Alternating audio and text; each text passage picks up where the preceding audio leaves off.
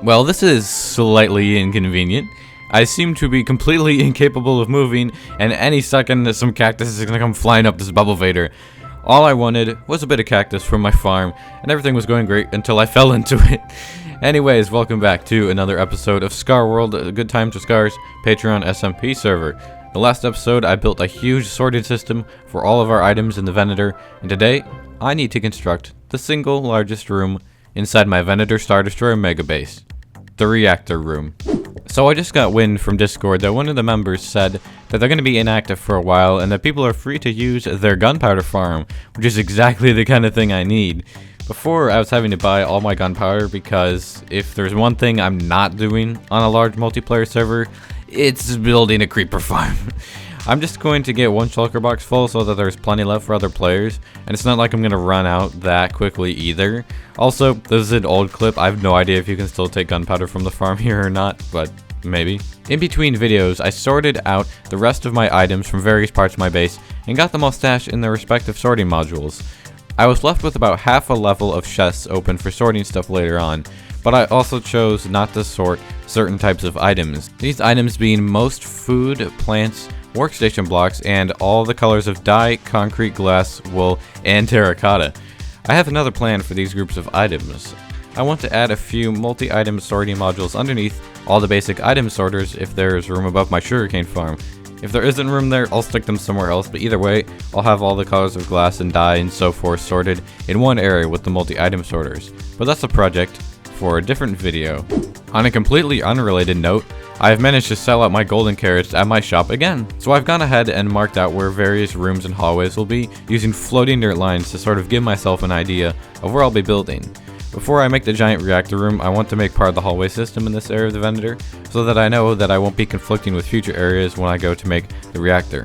These long dirt paths around the edges are where hallways will go. They start at the entrance from the main hangar and extend all the way back to the sorting areas. When necessary, I'll have various other hallways and rooms leading off of this main hallway, in addition to elevators leading to other floors. I'll feel much better once I finally get the top of this flying machine covered up completely, because right now I'm super paranoid about a creeper showing up or accidentally breaking it somehow. Ever-present distractions in this game. This time in the form of a sign advertising free cat adoption. It's been a hot minute since I was around these parts, and it would seem that there is another hub now in addition to nether tunnels. The only problem with that is that now I don't know where to find anything anymore. I barely even recognize the tunnels that I've flown through dozens of times. Suppose if I follow the signs, I'll get there eventually. Here we are, this looks like it.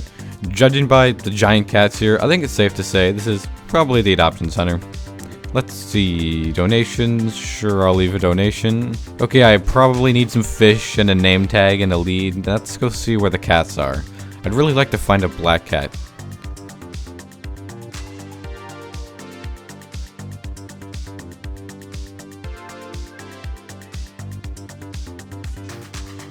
Which there don't seem to be any of here, unfortunately, in the adoption center. Maybe there were some and they got adopted already.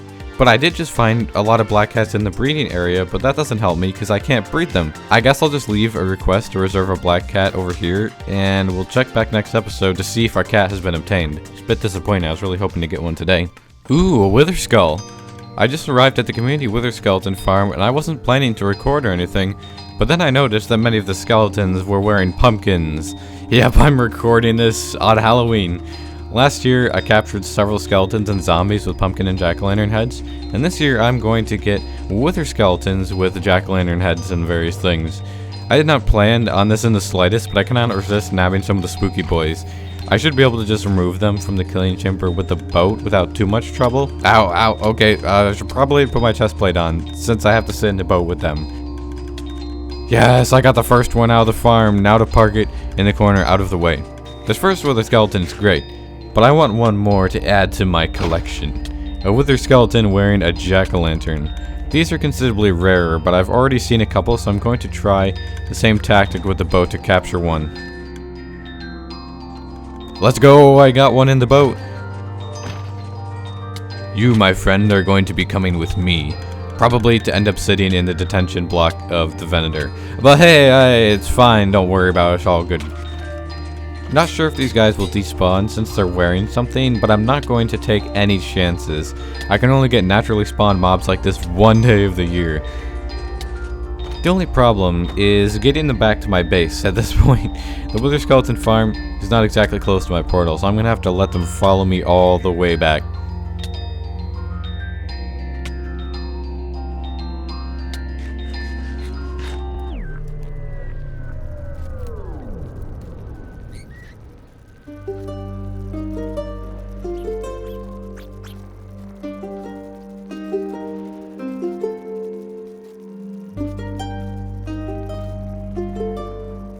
Last step, boys. Now get in the portal.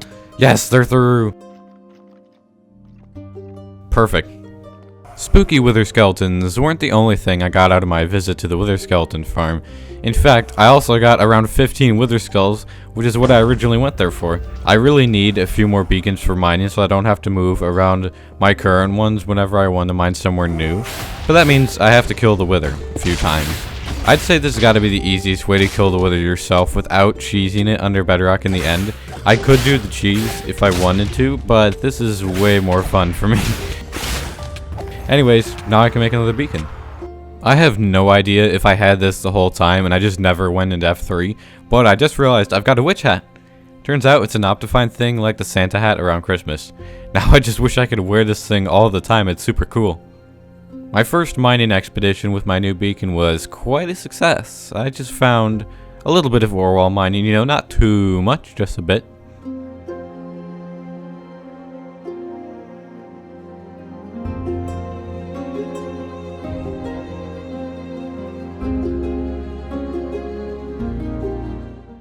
I can always use more redstone, never gonna have too much of that. Oh, and I suppose the diamonds are nice as well for buying even more redstone. My actual purpose for getting a beacon and mining was to gather more building materials, which I've done now. This means I'm all set to start building. But what exactly am I building? This would normally be the point at which I would insert a dumb joke about how amazing the new graphical update for Minecraft looks, but that would be too cliche. This is Star Wars Battlefront 2. The reason we're here is because there happens to be a certain map in this game with a fully modeled Venator Star Destroyer reactor room. First seen in Star Wars The Clone Wars, this reactor room is very prominent here as you have to defend or destroy it in certain modes. Technically, I'm supposed to be defending it now, what I'm actually going to do is replicate it. On second thought, you know what, replication can wait. I've got clankers to scrap.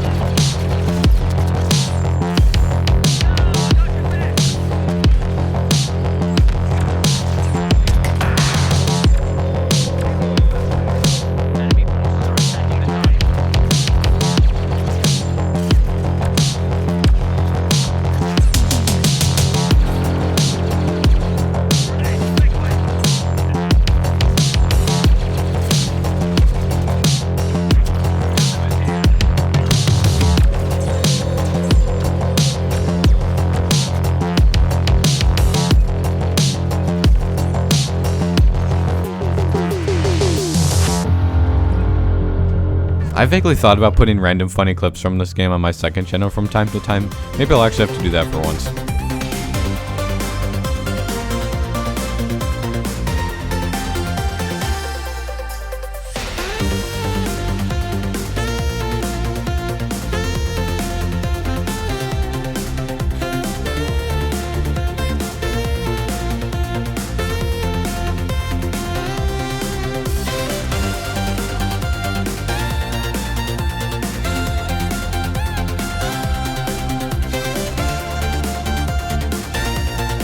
Well, I'm proud to announce that this reactor room is complete in basically everything, except the reactors. Lots of concrete later, I've got the walls finished, but I still need to add some details in the reactor columns. Once I'm done, the only thing this room will be missing are the droidecas obliterating the reactors. If you know, you know.